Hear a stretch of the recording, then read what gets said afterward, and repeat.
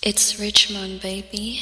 Ano na? Gago, di gabi ako pupunta ron. Teka, may gagawin pa akong kante. Okay, game. Hambog ng Sagpro Crew. Unang araw pa lang minahal na kita.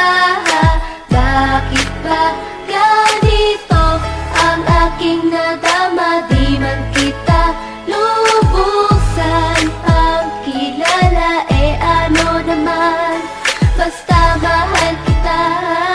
Unang araw sa school, ako'y nasa eskwelahan. Uniforme ay cool, baka may maeksenahan. Syempre, merong bagong chicks ngayon nag-enroll. Kaso yung iba mukhang pang shake, rattle and roll. Oh, pero iisa ang agaw pansin. Isang babaeng kumakain mag-isa sa kantin. Tapos lalo pa akong natuwa at lalong sumaya nung nalaman ko ang crush ko, classmate ko pala. Haha.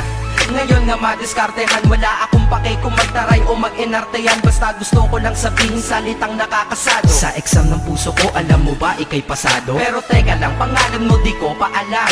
Hoy, mister, wag kang maingay. Tumahimik ka ma'am. Anyway, di ko pa rin alam pangalan mong banal. Pero pwede ba, tawag ko na lang sa'yo mahal. Unang araw pa lang minahal na kita. Bakit ba ganito ang aking nadama? Di man kita lubusan ang kilala. Ano naman, basta mahal kita.